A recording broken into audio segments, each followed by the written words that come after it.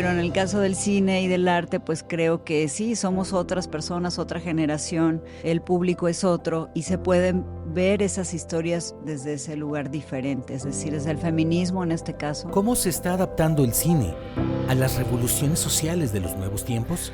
Desde hablar de las historias de familia con un final distinto también. En este episodio de Butaca 39 está con nosotros Isabel Cristina Fregoso, cineasta originaria de Yucatán. Una mujer inspirada por la naturaleza y las raíces, que comparte su estrategia para navegar en el cine contemporáneo como un faro que va iluminando nuevas rutas. Si hay tantas cosas de las que no hablamos y que no están planteadas ahí, pues yo no creo que todo esté contado, ¿no? Porque cada experiencia es una forma de contar y es una vida. Este episodio no solo es una panorámica enriquecedora sobre el estado actual del cine en México, sino también una invitación a valorar la diversidad de historias que merecen ser contadas y vistas. Que sea el público el que decida, no, pues sí me gustó La Riera o no me gustó, yo prefiero esta otra película o aquella, y qué bueno, porque de eso se trata, de que haya esa diversidad para todos. Quedan con ustedes Sandra Aguilera, Alejandro Sosa y Juan Pablo Arroyo Abraham. Esto es Butaca 39.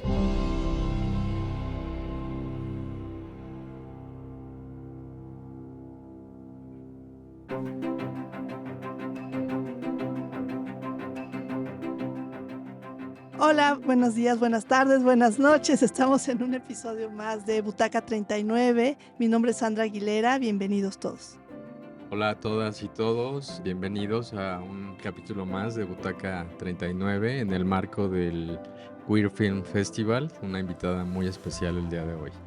Hola a todos, mi nombre es Juan Pablo Arroyo Abraham, soy director de cine y director de la Sala Solaris aquí en el corazón de la ciudad de Morelia. Pues hoy estamos muy contentos por tener aquí a la directora de cine y muchas cosas más, Isabel Cristina Fregoso, quien está en la ciudad de Morelia como parte del Festival Cinema Queer México, presentando la película La Riera, una película de excelente factura, con una temática súper profunda y también con una intencionalidad muy poderosa, ¿no? Que es, en cierta forma, quitar etiquetas. Es decir, ¿por qué a veces estamos tan etiquetados toda la sociedad si lo que queremos precisamente es ser libres, ¿no? Pero yo quiero empezar con una pregunta un poco polémica. ¿Tú quieres quitar etiquetas? Y estás en un festival que tiene una gran etiqueta que es el cinema queer. ¿No crees tú que a veces al intentar quitar etiquetas estás fortaleciendo la propia etiqueta de un cine, por ejemplo, que tiene que ver con la inclusión de género? Y bienvenida, por cierto, aquí a la Sala Solaris, a Butaca 39. Sí, ¿qué tal a todos? Me da muchísimo gusto estar aquí. Es un placer estar en Morelia y haber tenido una función tan bonita en este lugar, en Solaris. Sí, estoy muy contenta en el sentido de estar en este festival, porque estoy de acuerdo que hay que quitar las etiquetas, pero también hay que ir a los espacios de realidad, digamos, que se plantean para ciertos propósitos, ¿no? Entonces, el estar en un festival como este queer, que ya está planteando de entrada que se va a hablar de temas que no son muy comunes, digamos, no están en la mesa de los domingos de las familias, pues se me hizo muy interesante porque justo la película aborda un tema que no está planteado abiertamente en las familias, pero que existe en muchas y en la mayoría podría decir, porque es un tema humano que tiene que ver con nuestra naturaleza y que no está, digamos, que no desaparece por la ideología o por la religión, ¿no? Existe.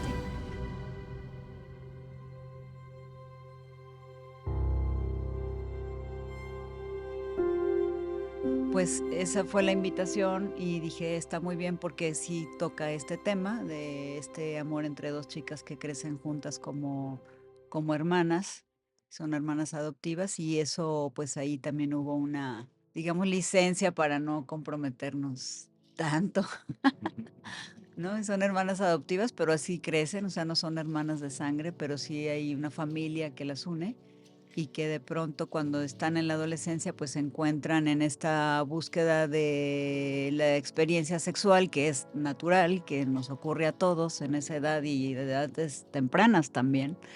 Ocurre en ese momento porque la vida en los ranchos pues es una vida aislada, ¿no? Donde tu entorno pues es la naturaleza que todo el tiempo te está hablando y te está mandando estos mensajes también de reproducción, de vida sexual, de la especie, de los animales, etcétera, y pues que eso también es muy estimulante a nivel pues sensorial, ¿no? Y bueno, todo eso ocurre en la película y también tengo esta idea de que a donde nos inviten vamos.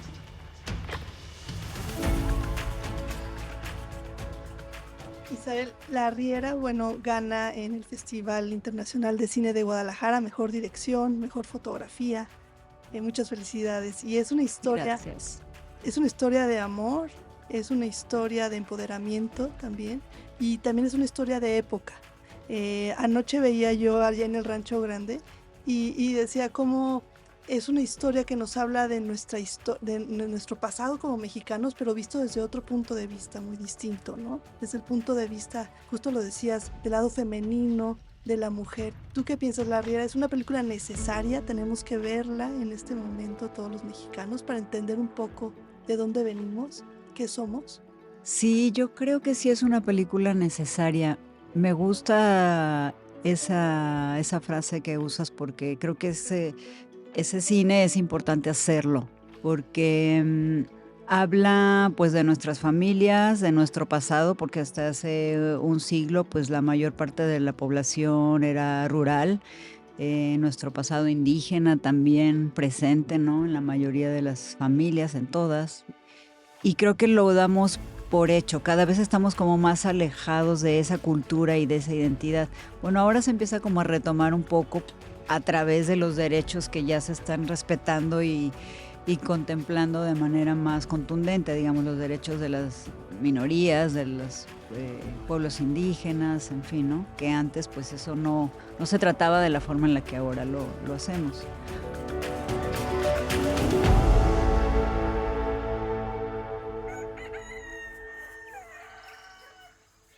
Y ver el pasado desde otro lugar creo que es importante, es como ahora las minas que se están, digo que no estoy a favor de las minas, pero me refiero a que minas del pasado con las nuevas tecnologías, pues ahora descubren nuevas vetas, ¿no? Que pueden explotar, bueno, eso en el área minera, pero en el caso del cine y del arte, pues creo que sí, somos otras personas, otra generación, el público es otro y se pueden ver esas historias desde ese lugar diferente, es decir, desde el feminismo en este caso, desde hablar de las historias de familia con un final distinto también, ¿no? Porque bueno, vamos a tener la película del Castillo de la Pureza, por ejemplo, ¿no? Que es una película que habla también de este aislamiento, de la sexualidad, que se da en ese aislamiento, la represión, la religión.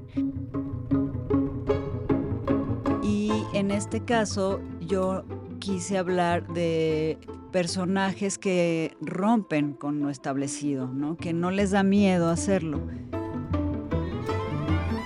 Sí entran en conflicto y se ve, ¿no? Y un conflicto existencial, digamos, y hay sufrimiento, y hay lágrimas, y hay dolor y muchas cosas, pero finalmente, pues encuentran una grieta para poder sobresalir, ¿no?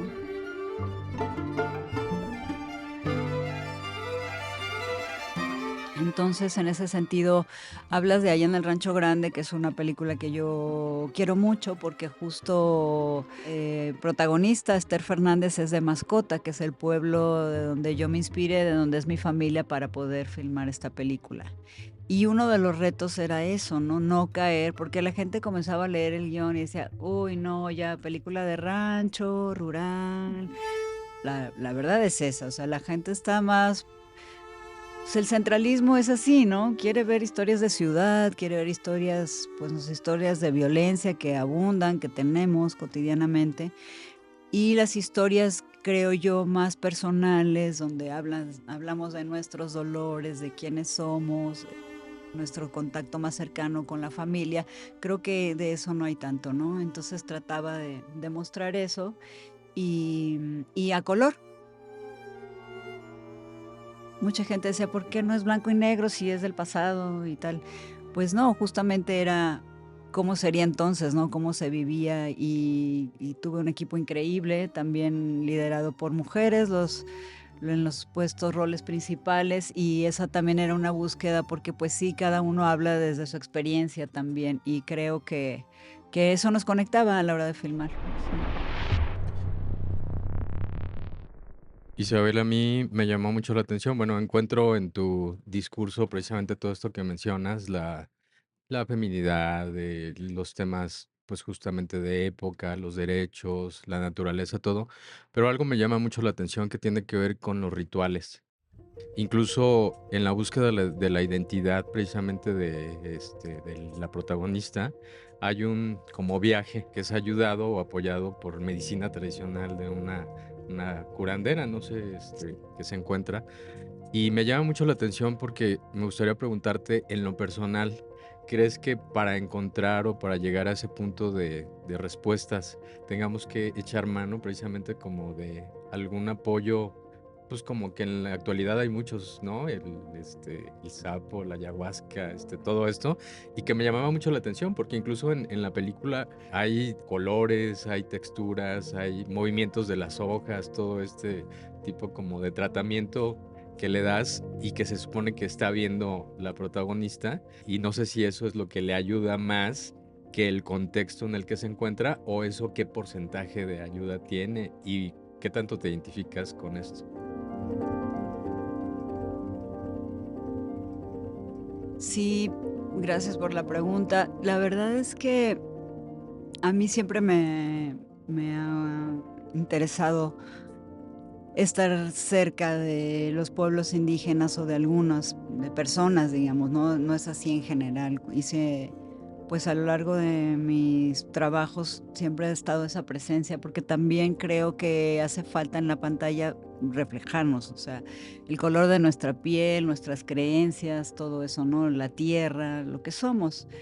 Y dentro de eso, el pueblo wixárika, pues, que es también de la región y que está planteado en la película como, nómadas, ¿no? Que en algún momento hay un cruce de caminos y pasan cosas. Entonces, el origen, en realidad, del personaje, Emilia, es hija de una madre, una mujer wixárika, que un arriero iba pasando por ahí, se enamoró de él, que es como inicia la película, le embaraza y se va y no vuelve a saber nada de él. Estas historias son muy comunes también, ¿no? Y me interesaba hablar de eso, porque esas historias no las nombramos, pero es así, eso pasa cotidianamente todos los días hasta la fecha, sin que digamos nada al respecto, si nos duele, si no nos duele, si está bien, si lo superamos o no, qué pasa, ¿no? Emilia viene de ese origen indígena y de mucho dolor de la madre, que es como se plantea al inicio, ¿no? Es una mujer que está muy triste, que muere de tristeza. Bueno, en el background de la historia, pues seguramente expulsada de su comunidad, ¿no? Y bueno, eso propicia este nacimiento, pues triste, marcado, digamos, de nuestro personaje, nuestra heroína, ¿no? Emilia. Y cuando la llevan al rancho, que es donde crece ya con esta familia, pues ella se desvincula porque no volvemos a saber nada de esta mujer que es la partera. Y al final, en algún momento se cruzan de nuevo sus caminos, ¿no? Pues mágicamente, y esas cosas creo que también ocurren. O sea, sí es verdad que en nuestra vida cotidiana hay magia y que si queremos verla, pues es lo que nos convendría, digamos, ¿no? Tener esa disposición para ver los acontecimientos mágicos que nos ocurren, digamos.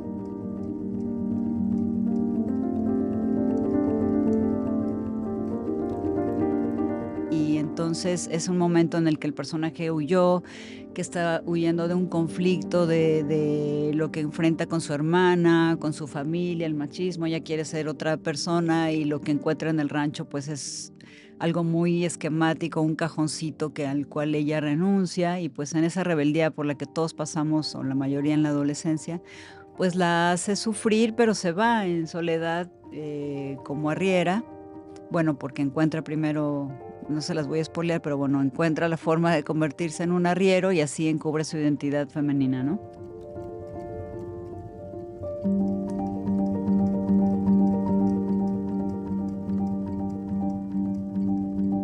ahí es donde se le presenta a ella esta cuestión mágica, como esa partera que desde un principio vio por ella y se preocupó por ella y que tiene la medicina para poder, digamos, iniciar en Emilia una introspección muy, muy profunda, ¿no? Pues lo que detona de Emilia en el viaje también, o el pretexto, es buscar a su padre biológico, del cual solo supo que era un arriero. Entonces, cuando hace este viaje de introspección, tú no sabes en realidad para dónde va a jalar, porque es tu inconsciente y es la magia la que te va presentando cosas que tú descubres, y yo creo que esos procesos son importantes.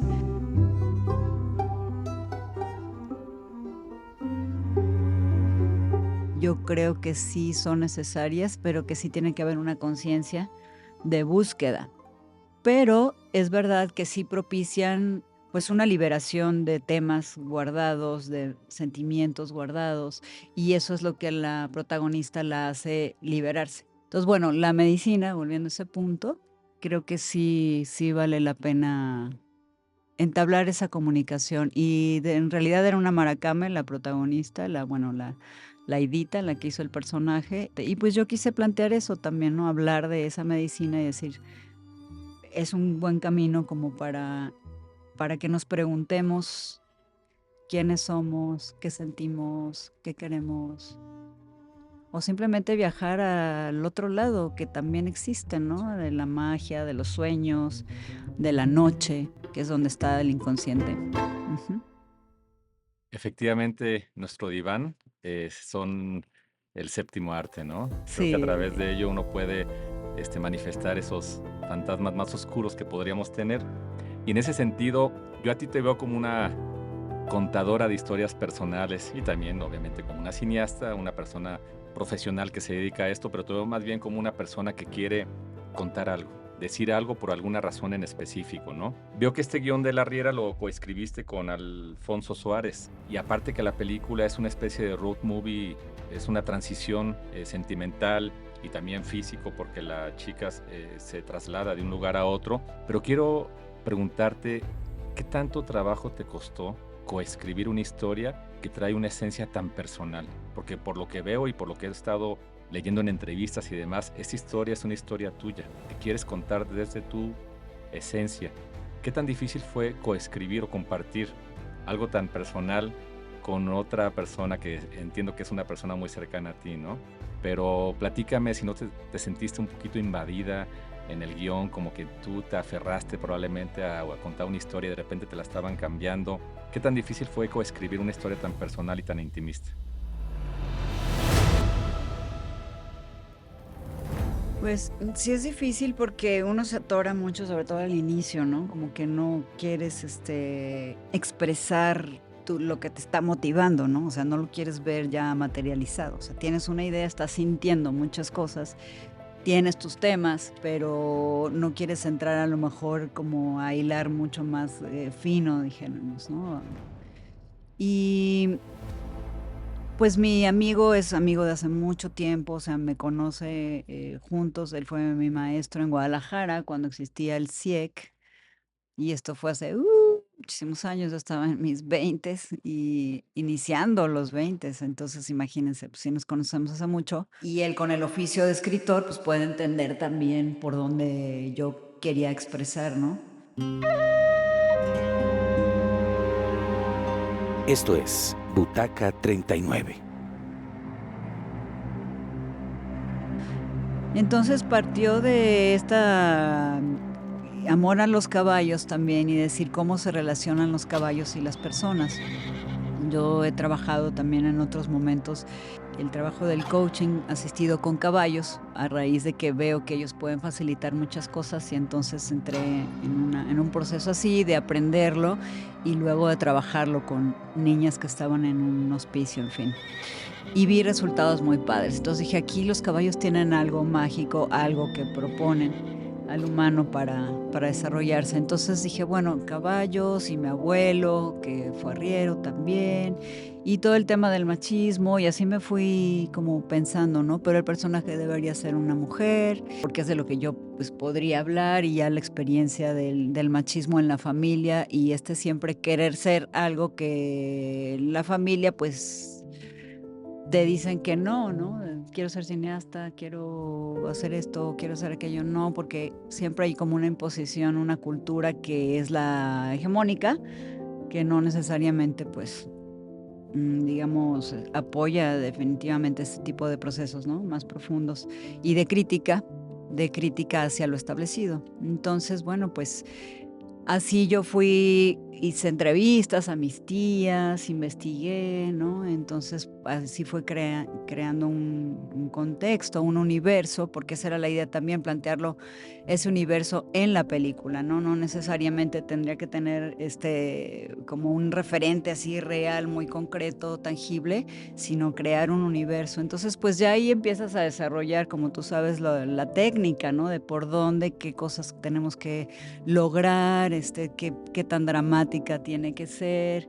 Y yo quiero un personaje que se vea llorar, una mujer que esté frente al fuego llorando. ¿Pero eso qué o qué? Como que para qué, ¿no? Pues porque es muy importante, porque las mujeres no nos vemos cuando estamos llorando, ¿no? Cuando necesitamos que nos digan, ¿qué tienes? ¿Por qué estás así? ¿Y te saliste con la tuya con esa escena? Sí, además es larguísima. Cada vez que la veo yo, ya, por favor, que ya se acabe. Pero era como tratar de entrar a esos espacios cotidianos de las mujeres también, ¿no? Y verlos, si es en la cocina, que se verá muy hermosa, pero ya sabemos que las mujeres en la cocina, en las fiestas y en las fiestas de charros, pues en la cocina es el trajín, y luego en la noche es la fiesta y todo el mundo baila y ya todo el mundo se emborracha y empieza el pleito, o sea, hay un guión ya establecido, ¿no? De lo que sucede, pero frente a eso, ¿qué hacemos? ¿Qué sentimos? ¿No? Y entonces ahí es donde empecé, pues, a trabajar con Alfonso, que la verdad sí me decía: "Están todos tus temas, sí están ahí".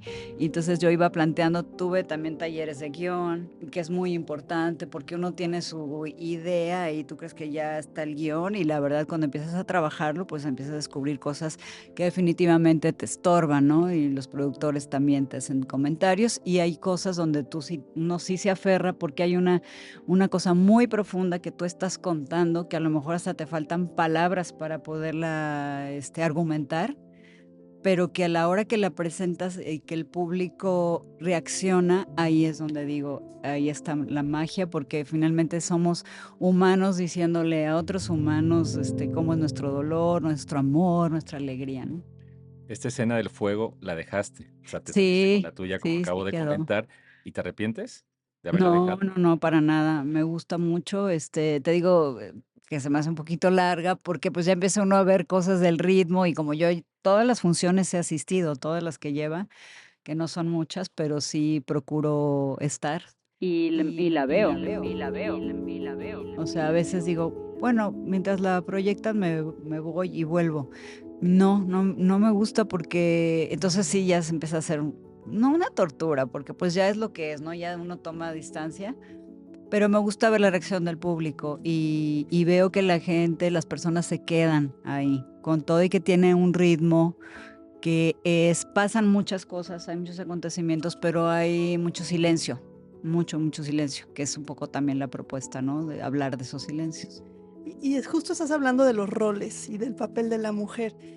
La arriera no existe. O sea, existe el arriero, la figura masculina, Así es. hecho el hombre que lleva a los animales, caballos, ganado. La arriera es una hormiga, si la buscas en el diccionario, ¿no? Es una hormiga grande, roja. Primero la nombras, ¿no? La mujer también tiene un papel en el campo. Y tu crew está formado la mayoría por mujeres. Hay directoras, fotógrafas, guionistas, cineastas, la directora de arte, la de vestuario. Este papel de la mujer en el cine, ¿cómo te sientes ahí? O sea, ¿hacia dónde? ¿Estamos muy en desventaja? En México se están viendo historias contadas por mujeres, hechas por mujeres, falta mucho todavía. ¿Qué piensas? Sí, yo creo que falta más diversidad. Bueno, haciendo nada más aquí una acotación, en realidad es un director de arte que es José Portillo y ya sí, todos los demás somos mujeres y el productor también, Eder Campos, junto con Regina Vergara. Y creo que sí, somos menos del 10% las directoras. Y yo cuando estudié en el CUEC hace mucho tiempo, que ya no se llama ni CUEC, de la UNAM, pues éramos 5 las mujeres. Y sí había quien en aquel tiempo, o sea, intelectuales, maestros, te decían, pues mientras te casas, y así te lo decían abiertamente, ¿no? Ah, cabrón, mientras se casan. Y tú los ves ahora y dices, no, no lo puedo creer. Y que a uno dijera, ja, ja, ja. No, no, no, no. Y digo, hace mucho tiempo, pero si lo ves, no es tanto. Y yo creo que eso sigue pasando y en muchas áreas, ¿no? De las escuelas, de las facultades, no sé, en ciencias y tal.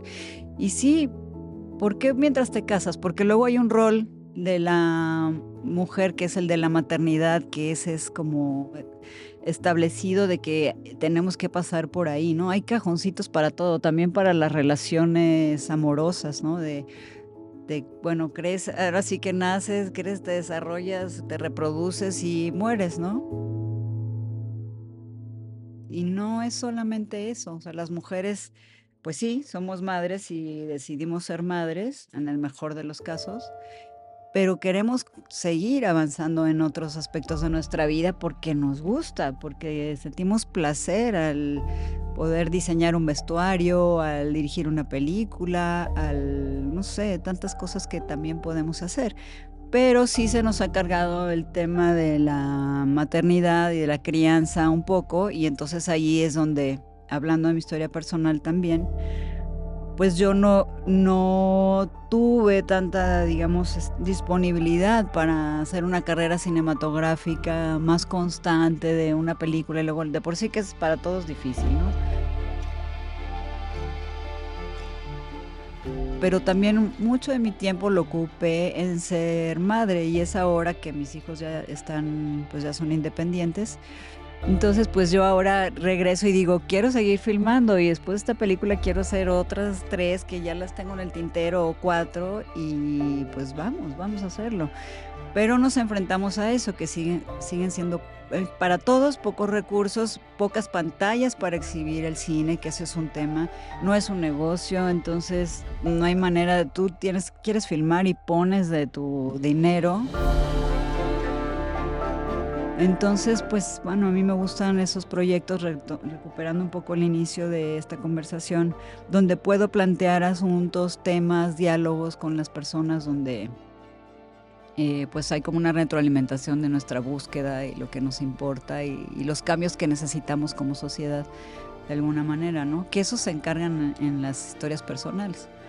Entonces, cuando dijimos sí, un crew de mujeres, principalmente, pues era muy emocionante saber que podíamos hacerlo. O sea, cada vez hay más fotógrafas. Antes, pues sobre todo estábamos en los puestos de producción y de vestuario principalmente, como que nos parecían así naturales, ¿no? Es que las mujeres son muy buenas para producir, pero los chefs no, los chefs son mejores los hombres. Y estas cosas que tienen que ver con el género, que no, o sea, todo eso es pura, ¿qué diríamos? Imposición de ideas que no necesariamente se aplican en la realidad o no todo el tiempo, ¿no? Entonces creo que es importante que haya más directoras, más guionistas, también hay muchas guionistas, fotógrafas. En la película hablamos también del papel de una fotógrafa. La primera fotógrafa de guerra fue mexicana, ¿no? Hacemos este homenaje en la película que se llama Estudio Sara Castrejón. Ella fue la primera mujer que hizo fotos en la Revolución. Sí.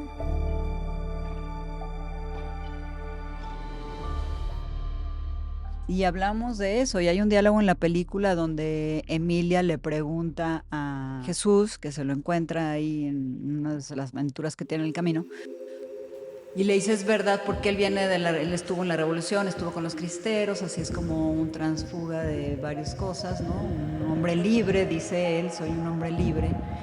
Y entonces ella le pregunta, ¿es verdad que había mujeres en la revolución? Porque es una chica de rancho, ella no sabe, ella por ahí le dijeron algo, le contaron, ¿no? Y le dice, sí, había mujeres adelitas y de otras, de las que volaban puentes, ¿no? Les gustan los caballos y la pólvora, es decir, había también estrategas, mujeres, y que si tú las buscas, porque hubo una investigación histórica, se vestían como hombres, porque para poder acceder al poder hay que usar pantalón de pronto, ¿no?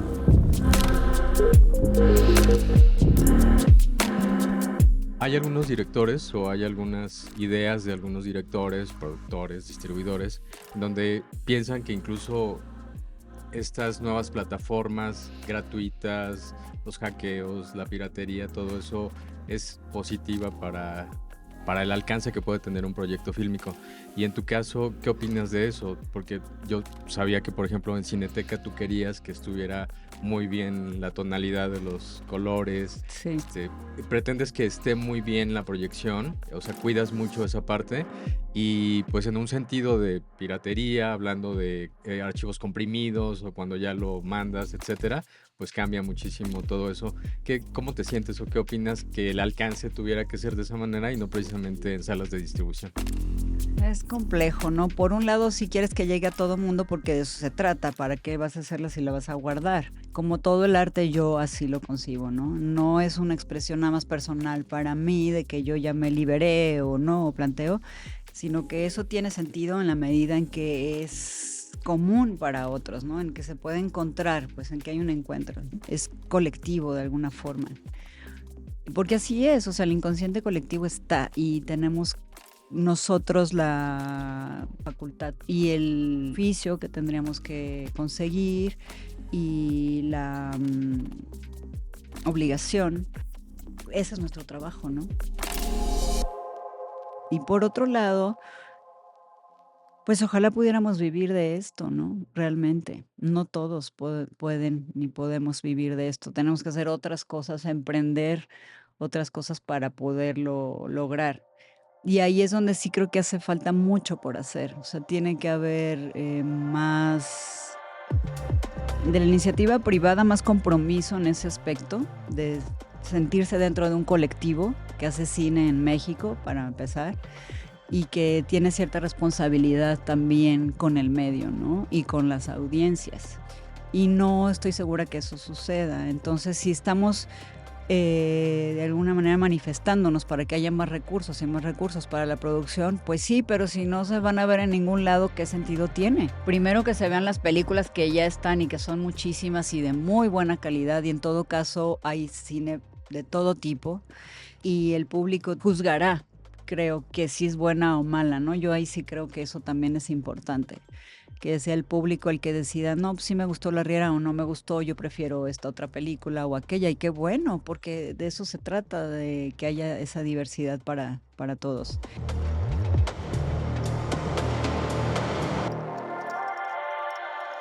Y luego hay una manifestación técnica, artística en los procesos, en las películas, no solo mía, porque yo soy la directora, pero ahí estamos involucrados muchos, que ponemos nuestro interés, nuestros desvelos en lograr una cosa bonita, porque ese es el propósito de hacer una buena película, que se vea, que estéticamente esté interesante, que funcione, y en ese sentido ahí también es un reconocimiento a mis productores, ¿no? Particularmente Eder Campos, que fue quien me tendió la mano para poder hacer esta película, viniendo de Guadalajara así de la nada prácticamente, por decirlo, ya hacía tiempo que no filmaba y en la Ciudad de México no había estado. Entonces sí hay un trabajo artístico muy importante, de mucho compromiso, de muchas horas detrás para lograr un resultado así, ¿no? Una fotografía la cual eliges qué colores, qué lentes usar, y todo eso es tiempo y es desvelo, en este caso, ¿verdad? No todas las películas se producen así.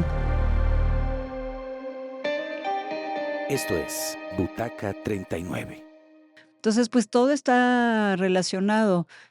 Yo quisiera, pues, que creo que las salas de cine deben ser impecables, o sea, deben mostrar el trabajo, porque cuesta mucho hacerlo, como debe ser, o sea, de la mejor calidad, con la forma más bella, porque así es cuando vemos fotografías, cuando vemos cuadros, cuando vemos esculturas, o sea, hay espacios que son particulares para ese tipo de exposición y creo que el cine no debería ser menor. Ya si tu película pues no la hiciste con esa calidad, pues ya se verá, pero sí, sí, que también se vea, ¿no? Pero ya una vez pasado este proceso, definitivamente que es como un camino, ¿no? De las películas, que primero los festivales y tal, que esa es la otra. Si no logras estar en los festivales, pues también ya ahí es un tema, porque hay filtros para todo. Entonces, yo creo que todo mundo debe ver las películas, son financiadas con fondos públicos principalmente, y eso debe también obligarnos a que la gente tenga que juzgar la película que pagaron básicamente, ¿verdad? Fíjate que hay un dato escalofriante que ya lo hemos mencionado anteriormente. El 92 o más por ciento de las películas mexicanas pierden, o sea, no recuperan la inversión. Y hablando del cine francés, el 92-93% del cine francés recupera su inversión, porque hay un historial larguísimo. En Francia creo que el cine es más industria todavía que en México, es decir, hay más gente haciendo más películas que para nosotros son de arte, pero para ellos son simplemente películas de la vida cotidiana. Y es que también el tema de las etiquetas, de cómo estamos con esta dualidad súper fuerte en México, también por la influencia estadounidense, de que es o blanco o negro y la escala de grises a veces no existe. Y esa escala de grises podrían ser historias muy poderosas, como la que tú cuentas en La Riera. Y yo ahí quiero retomar algo que dijiste hace rato, el tema del fuego y que dijiste, chin, está muy larga esa escena y estoy sudando. Yo sí me hundo en la butaca cuando veo mis películas y con 2 largometrajes de ficción que he hecho he sufrido muchísimo. Voy a los Sí. festivales, voy a las salas y me quiero salir corriendo o me quiero suicidar, obviamente no me voy a suicidar, pero quiero que suceda algo de inmediato y salirme de la sala o que se caiga el cine. Y la verdad es que sufro mucho porque a veces yo me he aferrado a poner situaciones a veces muy personales en mi cine, en lo que yo hago, en lo que he hecho hasta ahorita, Ajá. que me da mucha hasta vergüenza mostrarlo. Pero al momento de escribirlo estoy súper motivado y sí quiero decir esto y sí quiero plantear mis estatutos para que la gente se dé cuenta que yo pienso de esta manera, ¿no? Entonces sí he sufrido muchísimo, sudo muchísimo, de hecho normalmente no, pero cuando veo mis películas termino totalmente mojado como si estuviera en un sauna. Y entonces yo a veces digo, bueno, qué necesidad, como decía Juan Gabriel, o sea, Ah, ¿por qué hago esto? ¿Por qué lo estoy sí, mostrando? ¿Por qué estoy aquí sentado viendo cómo la gente reacciona? ¿Por qué se paró la señora de al lado y se salió de la sala? ¿Por qué sí. esta persona está comiendo palomitas, está haciendo ruido con su bolsa? ¿No? Todo me molesta dentro de la función. Cuando terminan las funciones veo que todo salió bien, que no fue tan grave como yo estaba pensando, ¿no? Entonces, en ese sentido te quiero preguntar si vas a seguir insistiendo con contar esas historias poderosas, aferrarte aunque te cueste muchísimo trabajo verlas y volverlas a ver y ver que la gente se sale de la sala en caso de que sucediera, o de repente tienes ganas de tirar la toalla y empezar a contar historias más comerciales. Comerciales me refiero porque también eres cineasta, pero también eres una contadora de historias. Como contadora de historias quieres contar tus historias. Sí, obviamente bien estructuradas, con un gran productor como es Eder Campos, con un co-guionista, pero no vas a sacrificar lo que tú quieres decir esencialmente por no pasar por esta transición de sufrimiento que a veces pasamos los cineastas cuando estamos viendo nuestros trabajos, ¿no? Yo tengo una escena en una película del fuego también igualito, 2 personas platicando, dura como 3 minutos, ¿no? Y también me ha costado mucho trabajo verla 20 veces, ¿no? Y veo que a veces la gente se pone a ver su celular o se sale del cine y la verdad es que sufro muchísimo. Claro. Ya después se me olvida, ¿eh? Porque también no puedo estar a expensas de lo que piense la gente, ¿no? Pero a lo que voy con todo esto es que en tus futuros trabajos, ¿qué tan dispuesta estás a sacrificar tu parte esencial desgarradora con tal de hacer un cine más ligero que venda, que no te haga sudar y que no te desnude tanto ante la audiencia?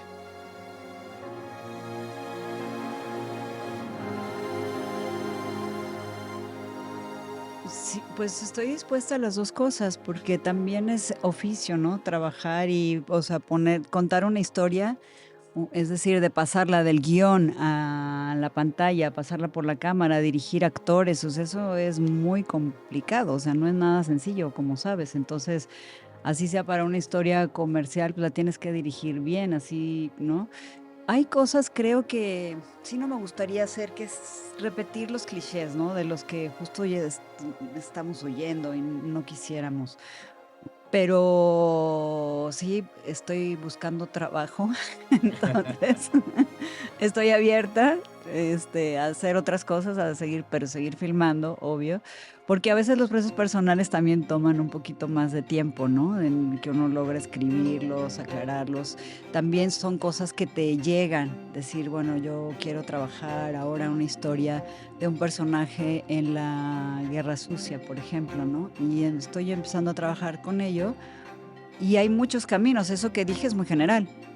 Entonces, de eso, ¿cuál es el hilito que a mí me está jalando o el que debería de?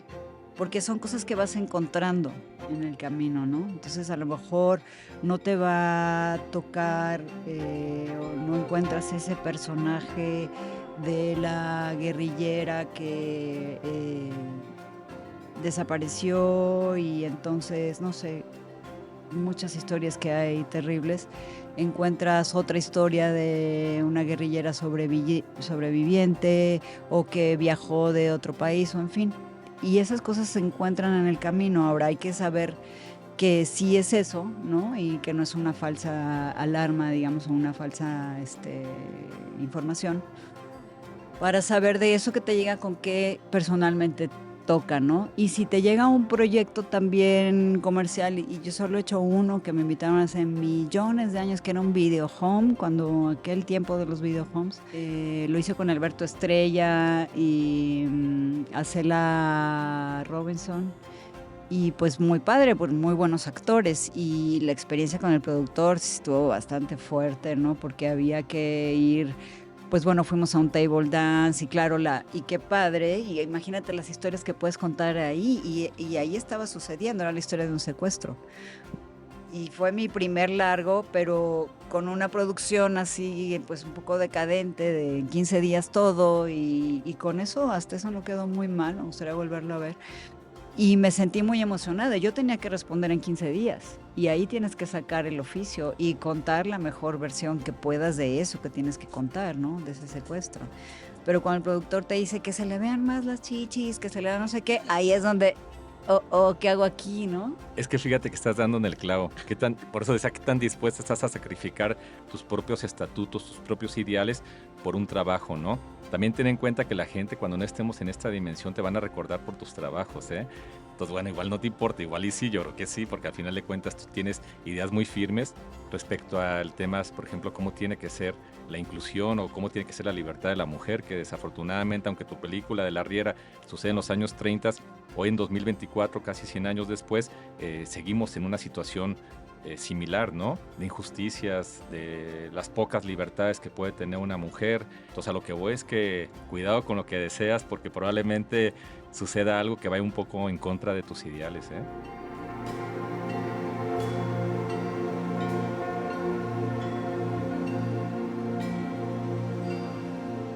Quisiera preguntarte cuánto costó la película, La Arriera, si estás satisfecha con costo-resultado y si volvieras a tener esa cantidad de presupuesto, ¿repetirías la misma historia por una necesidad personal o porque lo decides?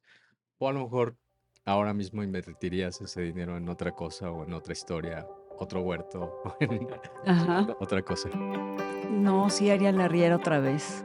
Sí, sigo todavía enamorada. Como dices, no existen en el diccionario la palabra arriera. Y sí hubo arrieras, porque de hecho, cuando hice el documental sobre monjas, que se llama El Aliento de Dios, en la investigación había una monja, la monja alférez, que se vestía de hombre y entre sus múltiples cosas, que es impresionante porque creo que también fue caballero, ¿no? Que defendió la corona y así, también fue arriero en México y trabajó en Veracruz. Por ahí ella se desplazaba y vendía cosas. Eso es lo que yo leí, no me acuerdo ahorita ahorita no podría citar exactamente en dónde, pero me pareció increíble. Entonces sí existió ya una, pues arriera en este caso, aunque en realidad era un arriero, el personaje mío, que es Emilia, pues finge ser un hombre, ¿no? Justo porque en esa época pues no podía hacerlo y para su propia seguridad, un poco explorando también, ¿no? Decir, bueno, si a las mujeres nos pasa esto y esto y esto, pues mejor me voy a vestir como un hombre. Y ella intenta a lo largo de la película, sin mucho éxito, planteárselo como que es un joven, ¿no? Sin mucho éxito porque pues no siempre coincide engañar, digamos, a las personas.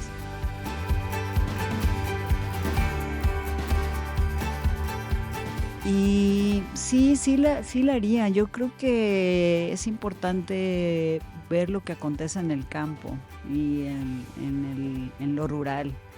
Y las historias campesinas de mujeres y hombres campesinos que están ahí, que hay muchas historias muy, muy interesantes que se pueden contar porque igual que en la ciudad, pues ahí la experiencia emocional y humana es de otro tipo probablemente, pero también es interesante y ocurren cosas.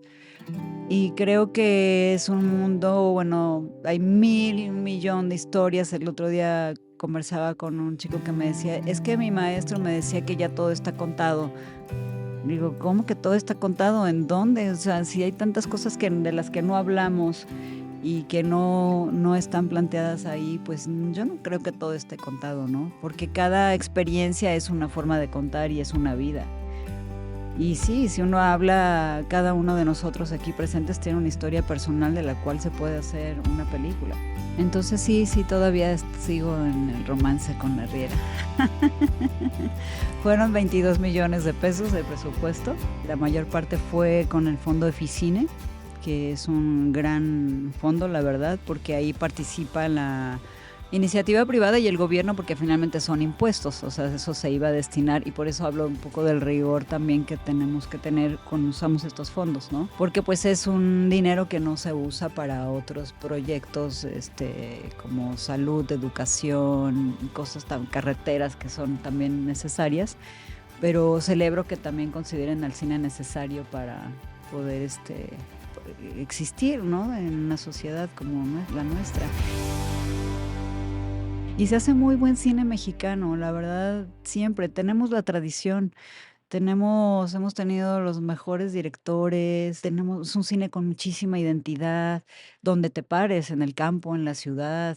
Hay muy buenas directoras también, hay un cine que se está haciendo muy interesante, ¿no? De mujeres y de jóvenes y se está transformando. Entonces, creo que sí deberíamos de y abrirnos más a que todo eso fluya, a que sea un manantial, ¿no? De historias y de conversación y de estética necesaria para que pues también alimente ese propio propósito, ¿no? Fíjate que el tema de la distribución es súper complicado. Y yo te quiero preguntar con la Riera, que digo, arrancaste con el pie derecho en Guadalajara, ¿no? Y Sí. 2 premios, y felicidades por ello, ¿no? Pero después lo que sucede, y a mí me ha sucedido, y creo que a muchos, es que empieza este gran destello, te emocionas muchísimo porque ganó en 1, 2 o 3 festivales, y después la película se apaga, ¿no? En cuanto a distribución, y uno a veces está impulsándola para que se vea por todos lados, y bueno, ya te vuelves festivalera más que corridas comerciales porque pues ya no la aceptó el distribuidor, ¿no? Y en ese sentido, a veces se me hace un poco injusto porque inclusive las grandes distribuidoras es una persona a la que con base en su criterio decide si la película es viable que se pueda ver por X número de espectadores o no. A veces no es un gran equipo, en México, ¿no? Es una persona Sí. que está en su casa y le dicen, a ver, échale un ojo a esta película para ver si tiene viabilidad, ¿no? De que se venda. Y pues dice esa persona, pues no me gustó la Riera y por lo tanto no creo que pueda estar en 700 salas, ¿no? Se me hace un poco injusto, y hablando de quejas. Ahorita me estoy quejando, pues. Sí, no, pues Pero lo que sí. voy con todo esto es que la película es muy reciente, todavía sigue en este nacimiento, en este destello, en esta luz. Ya encontraron una distribuidora que se las pueda mostrar en muchísimas salas para que los mexicanos realmente tengamos esa oportunidad, porque a veces que podamos tener una película en salas comerciales tiene que ver mucho con los conectes que tengas, con que la película sea a veces con temáticas muy ligeras, pero yo creo que el hecho de decir que una película vende porque es de temática ligera es como decir que los mexicanos somos unos ignorantes, ¿no? O que no tenemos sentimientos, o que tenemos mal gusto, hay de todo, es como la Claro. comida, ¿no? Ujú. Entonces a mí se me hace un poco injusto que La Riera, por ejemplo, no pudiera llegar a pantalla grande a 700 salas, por decir un número, simplemente porque a una persona no le gustó, o porque la vio con ciertos tintes, por ejemplo, rurales. Lo rural está pasado de moda, pues, ¿por qué dices eso, no? Ujú. Lo rural es la esencia de todo, porque realmente de ahí nacemos, de ahí surgimos, de ahí surge la sabiduría inclusive, ¿no? Y las buenas prácticas espirituales. Entonces, a Sí. veces digo, bueno, ¿por qué no nos permiten a los mexicanos ver esto? Y por eso hace rato mencionaba el tema del cine francés, que para nosotros cuando viene la semana del cine francés vamos a ver películas de arte súper calvadas. No, el cine francés es así. Su naturaleza es contar historias humanas. No todo, pues, pero me refiero a gran parte del cine francés. Y en México, cuando contamos una historia de naturaleza humana como la tuya, ya la etiquetamos como película de arte, por lo tanto, tiene dos opciones: o estar en las poquitas salas de arte que hay, o no estar. Sí. Y pues ya, si estás en las poquitas salas de arte, pues qué bueno, ya eres ganona, ¿no? Pero si no estás, pues la película está prácticamente muerta, ¿no? Sí. Entonces es triste que una película que costó 22 millones de pesos, que tiene todo el corazón puesto ahí, que tienes un gran productor como Eder Campos, a quien conozco bien, no llegue a un chorro de espectadores. ¿Ya tienen alguna ruta comercial? ¿Has platicado con Eder? ¿Qué va a suceder con La Riera? Porque a mí me encantaría verla, pero queremos que millones de mexicanos la vean. ¿Tienen algún plan en ese sentido? Sí, pues en eso estamos, de la mano de Eder y también de Regina Vergara Pérez Castro, que quiero también reconocer el trabajo, porque nos conocimos en el proyecto y a partir de ahí también hubo una sinergia entre nosotras y cuando ella leyó el guión, pues le inspiró mucho y dijo, pues sí, sí le entro y fue así como entramos a Eficine, ¿no? Juntas. Tenemos, de hecho, sí, ganamos Eficine en esta convocatoria que acaba de pasar, estos resultados que salieron de distribución.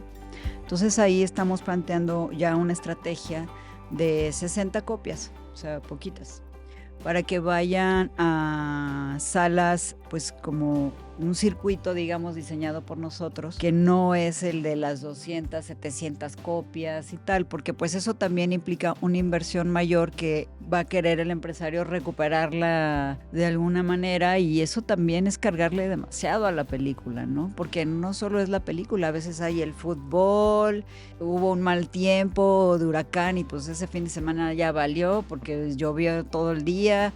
Y entonces siento que ese tipo de esquema de recuperación de la inversión pues es muy dramático, ¿no? Es difícil de lograr.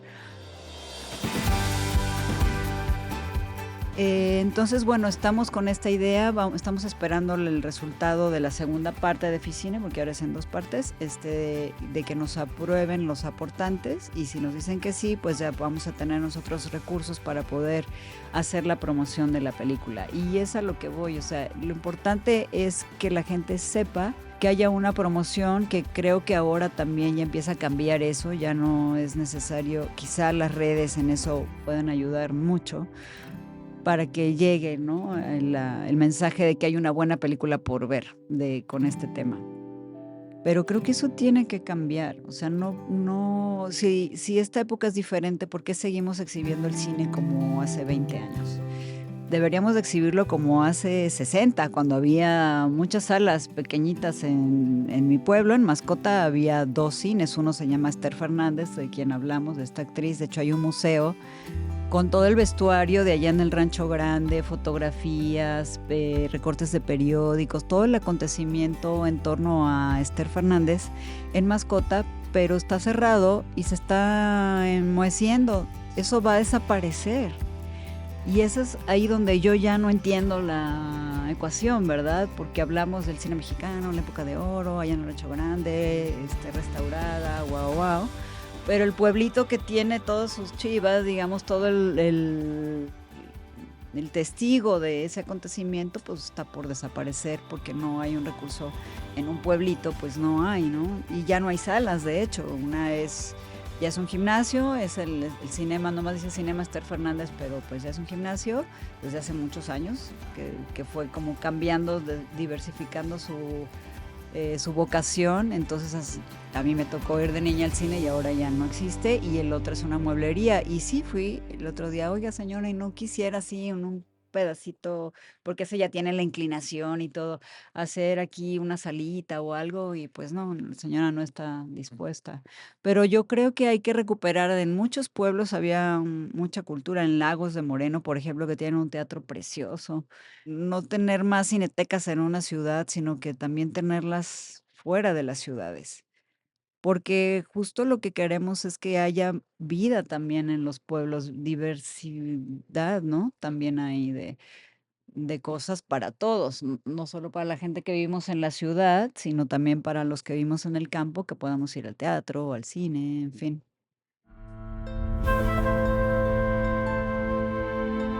Esto es Butaca 39. Ay, yo me quedé clavadísimo con es que ya me dio coraje, ¿eh? Ya Y no quedas sé si respondí, porque luego me voy y hablo de mil no, lo temas. que pasa es que te quería así como provocar, pero más bien yo estaba como reflejándome a mí mismo, ¿eh? Dicen que una película que costó, no sé, 22 millones, hay que meterle como 22 millones de publicidad. Y ese es el tema, que en México es imposible, pero en Estados Unidos sí sucede, ¿eh? Si una película costó 150 millones de dólares, le meten otro tanto o más para todo lo que es marketing. Uno pensaría que ya no es necesario por el tema de las redes, pero no, siempre hay que vestir los productos, ¿eh? Sí, Hay que, sí. hay que meterles, vestirlos y saberlos vender también, pero bueno, en La Riera para mí simplemente con ver el tráiler ya me lo vendiste. ¿Por qué? Porque la historia es intimista, es humanista y toca no una, sino muchas temáticas de búsqueda que yo creo que a la gente que de alguna otra manera somos sensibles a esta tierra, a este mundo, pues claro que nos atrajo, ¿eh?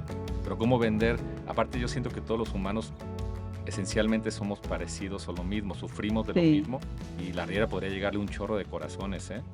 Pero gracias. para que llegue un chorro de corazones, pues tendríamos que, Saber que existe. claro, saber que existe. Sí, eso es definitivo. Y cuando tú aplicas a la convocatoria, pues tampoco quieres pedir lo que en realidad necesitarías, porque pues dices, no me lo van a dar. Entonces todo lo chiquiteas, todo lo haces en chiquito para lograr que no sea oneroso y que sí te puedan dar el apoyo. Sí, la verdad creo que estamos muy chiquiteros y yo también estoy Puede y ser. lo estamos porque Sí, estamos un poco sometidos a la propia dinámica de cómo funcionan las cosas, ¿no? sí, Y en esa parte, pues bueno, lo digo yo por experiencia propia, ¿eh? También con mis sí. películas, yo hice todo el esfuerzo, le invertí todo lo que pude para tratarlas de que se vieran en muchísimos países. Logré que se vieran en muchos países, pero realmente fue porque yo estaba empujando la carreta. Yo era como un Así arriero, es. ¿eh? Que estaba llevando la No, película sí. en hombros, Así tratando de es. llevarla a cualquier rincón del planeta, sobre todo para vivir la experiencia de ver al espectador de otras culturas cómo reaccionaba Claro. ante mis ideas. Sí. Yo espero sinceramente que La Riera llegue lejísimos, no solamente en México, sino en todos lados. Es más, creo que esta película en particular tendrá que verse en Finlandia, en lugares donde son culturalmente diferentes a nosotros, para ver qué opinan, ¿eh? Mira, Sí, aunque me no encantaría. logres un gran apoyo en distribución, tú llévatela en tus manos. Así como lo hace Tarantino cuando viene al Festival de Cine de Morelia y se trae sus latas de película y las muestra, sus cortitos que ha hecho y eso. Sí, Tú haz lo mismo con tus, ya no son latas pues, pero con tu DSP, sí, ¿no? sí, Llévatelo en tus hombros como una buena riera a todos los sí, rincones del planeta. Me sí, encantaría que se viera por gracias. todos lados porque tienes una gran película, ¿eh? Y te agradezco muchísimo que hayas estado el día de hoy aquí con nosotros. Muchas Te gracias. agradezco a Sandra Aguilera, mi compañera aquí en Butaca 39, Alejandro Sosa, acá en los controles, también al postproductor Francisco Gallo, y sobre todo te agradezco a ti que le estés dando un sentido y un contenido a este proyecto de Butaca 39. Gracias, gracias a ustedes. Saludos a todos los que nos escuchan.